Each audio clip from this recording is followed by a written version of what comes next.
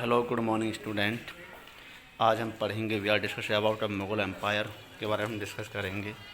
और हम मध्यकाल में देखेंगे किसी भी शासक के लिए भारतीय उपमहाद्वीप जैसे बड़े क्षेत्र जहां लोगों ने संस्कृतियों में इतनी अधिक विविधताएं हों, उसके बाद हम शासन कर पाना अत्यंत ही कठिन कार्य था।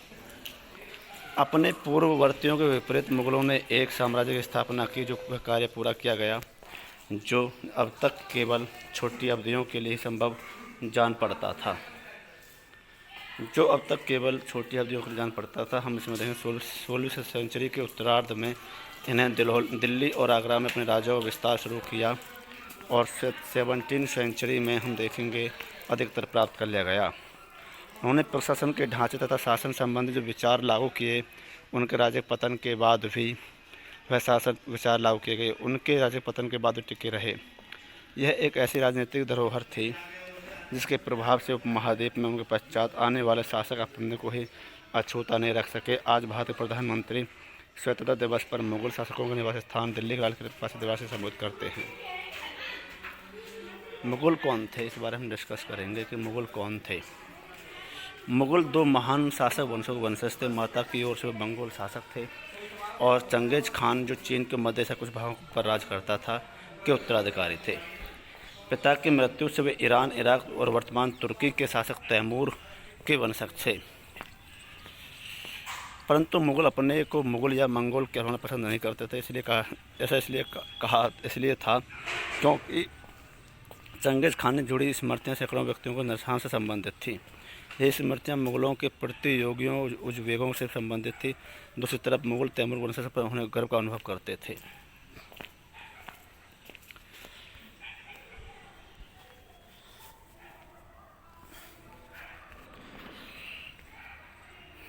इसलिए क्योंकि उन्होंने महान पूर्वज 1398 में दिल्ली पर कब्जा कर लिया था। और हम देखेंगे इसमें बात काफ़ी जो पिक्चर दिखाई दे रही है इसे हम डिस्कस कर सकते हैं। उन्होंने कभी अपनी वंशावली का प्रदर्शन चित्र बनाकर किया। प्रत्येक मुगल शासक ने तैमूर शासक अपना चित्र बनवाया था। उसके बाद देखेंगे कि हम तैमूर की प्रथम मुगल शासक बाबर था, जिसका टाइम 1526 से 1530 ने जब 1494 में फरगना राज्य का उत्तराधिकार प्राप्त कर लिया। मंगोलों की दूसरी शाखा उज्बेकों के आक्रमण के कारण उसे अपनी पैतृक गद्दी छोड़नी पड़ी और वह काबुल पर कब्जा कर लिया। 1526 में दिल्ली के सुल्तान इब्राहिम लोदी को पानीपत में हराया और दिल्ली को आगरा के कब्जे में कर लिया।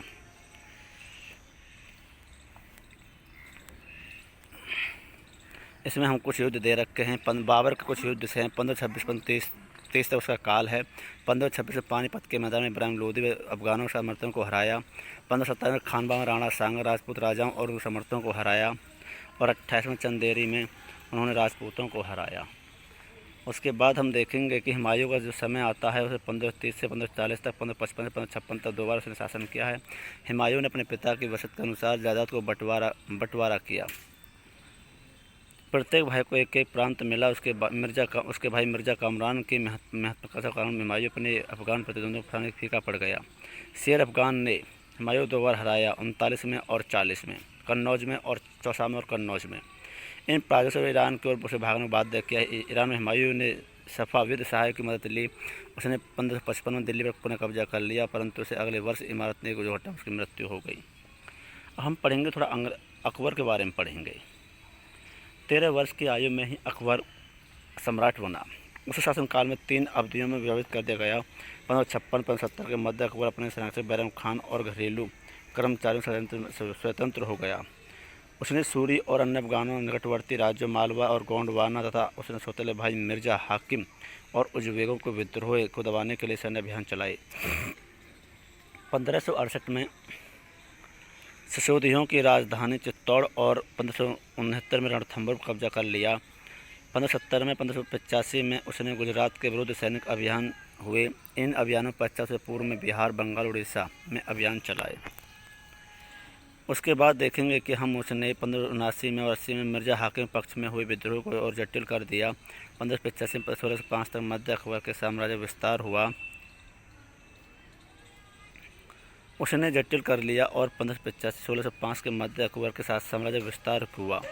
उत्तर पश्चिमी का अभियान चलाए गए। सफ़ाविदों को हराकर कांधार पर कब्जा किया। और उसने कश्मीर को भी जोड़ लिया। मिर्ज़ा हाकिम मृत्यु के बाद काबुल को अपने राज्य में मिला लिया और दक्कन में अभियानों की शुरुआत हुई और बरार खानदेश और अहमदनगर के कुछ हिस्सों को उसने राज्य में मिला लिया। तो हम पढ़ेंगे जहांगीर के बारे में पढ़ेंगे, जो जहांगीर का शासन का समय है। Good morning. 1605 से लेकर और 1627 तक उसका शासनकाल है, उसके बारे में पढ़ेंगे हम। जहांगीर ने अकबर के सैन्य अभियानों को आगे बढ़ाया और सिसोदिया शासक अमर सिंह ने मुगलों की सेवा स्वीकार की। उसके बाद सिखों और अहोमों और अहमदनगर के खिलाफ अभियान चलाए गए और पूर्णतः सफल नहीं हुए। जहांगीर के शासन के अंतिम वर्षों में राजकुमार खुर्रम और बाद में सम्राट शाहजहां कहलाया और विद्रोह किया। जहांगीर की पत्नी नूरजहां ने शाहजहां को हथियार पर धकेलने का प्रयास किया, जो असफल रहा। शाहजहां 1627 से 1658 में दक्कन में शाहजहां के अभियान जारी रहे। अफगान अभिजात खान जहान लोदी ने विद्रोह किया और पराजित हुआ। अहमदनगर के विरुद्ध अभियान हुआ और बुंदेलों की हार हुई और ओरछा पर कब्जा किया। उत्तर पश्चिम पर बल्ख पर कब्जा करने के लिए उज़बेकों के विरुद्ध अभियान हुआ, जो असफल रहा। परिणाम स्वरूप कांधार सफाविदों के हाथों में चला गया। 1632 में अंततः अहमदनगर मुगलों के राज्य में मिला लिया गया। बीजापुर की सेनाओं ने सुलह के लिए निवेदन किया और 1657-1658 में शाहजहां के पुत्रों के बीच उत्तराधिकारी लेकर झगड़ा शुरू हो गया। औरंगजेब की विजय हुई और दारा शिकोह समेत 3 भाइयों की मौत का घाट उतार दिया। शाहजहां उसकी शेष जिंदगी के लिए आगरा में कैद कर दिया गया। औरंगजेब का जो समय है वो 1658 से 1707 तक है। 1663 में उत्तर पूर्व में अहोमों की पराजय हुई, परंतु 1680 में पुनः विद्रोह कर दिया। उत्तर पश्चिम में यूसुफजई और सिखों विरोध अभियानों में स्थायी सफलता मिली और मारवाड़ के राठौर राजपूतों ने मुगलों के खिलाफ विद्रोह किया। इसका कारण था कि आंतरिक उत्तराधिकार के लिए उन्होंने मुगलों का हस्तक्षेप किया। मराठा सरदार शिवाजी के विरुद्ध मुगल अभियान आरंभ हुए इसमें, परंतु औरंगजेब ने शिवाजी का अपमान किया और शिवाजी आगरा स्थित और उसे मुगल कैद खाने में कैद भाग निकले। उन्होंने अपने स्वतंत्र शासक घोषित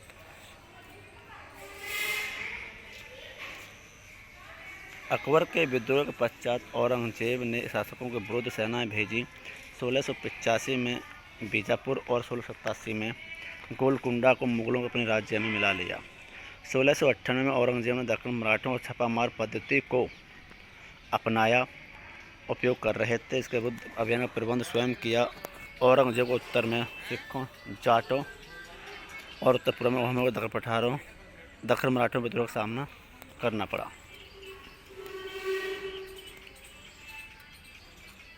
उसे हम देखेंगे कि उत्तराधिकारी मुगल परंपराएं, मुगल ज्येष्ठाधिकारी के नियम से विश्वास नहीं करते थे। इसमें ज्येष्ठ पुत्र अपने पिता राज्य का उत्तराधिकारी होता था। उसे विपरीत उत्तराधिकार में वे शहदायाद की मुगल और तैमूर वंशी प्रथा को अपनाते थे, जिसमें उत्तराधिकारी विभाजन समस्त पुत्रों में कर दिया जाता था। तालिका हम उसमें एक देखेंगे। मुगलों के अन्य शासकों के साथ संबंध कैसे थे, इसमें हम देखेंगे कौन सा शासक थे। मेवाड़ के सिसोदिया राजपूत लंबे समय तक मुगलों की सत्ता को स्वीकार करने में इनकार करते रहे, परंतु जब वे हारे तो मुगलों ने उनके साथ सम्माननीय व्यवहार किया और उनकी जागीरें वतन जागीर के रूप में वापस कर दी। पराजित करने परंतु अपमानित न करने के बीच सावधानी से बनाए गए संतुलन की वजह से मुगल भारत के अनेक शासकों और सरदारों पर प्रभाव बढ़ाए पाए। देखो गौर करेंगे, जब शिवाजी मुगल सत्ता स्वीकार करने आए तो अंग्रेजों ने उनका अपमान किया और क्या परिणाम हुए। मनसबदार और जहांगीर के बारे में पढ़ेंगे हम। जैसे जैसे साम्राज्य के विभिन्न क्षेत्र सम्मिलित होते गए, वैसे वैसे मुगलों ने तरह तरह के सामाजिक समूह के सदस्यों को प्रशासन में नियुक्त करना आरंभ किया। शुरू में ज़्यादातर सरदार तुरानी थे, लेकिन अब छोटे समूह के साथ वे उन्हें शासक वर्ग में ईरानियों, भारतीयों, मुसलमानों और शासक समूह को सम्मानित किया। मुगलों की सेवा में आने वाले नौकरशाह मनसबदार कहलाए। मनसबदार शब्द का प्रयोग ऐसे व्यक्तियों के लिए होता था जिन्हें कोई भी मनसब यानी कोई सरकारी हैसियत पद मिलता था। उसके बाद देखेंगे पद और वेतन का निर्धारण जात की संख्या पर निर्भरता। जात की संख्या उतनी अधिक होती थी, दरबार में अभिजात प्रतिष्ठा उतनी ही बढ़ जाती थी, उनका वेतन भी उतना ही अधिक होता था। आज का इतना ही रहता है, बाकी हम कल पढ़ाएंगे। जो समस्या आप पूछ सकते हैं। आज के लिए इतना ही काफ़ी है।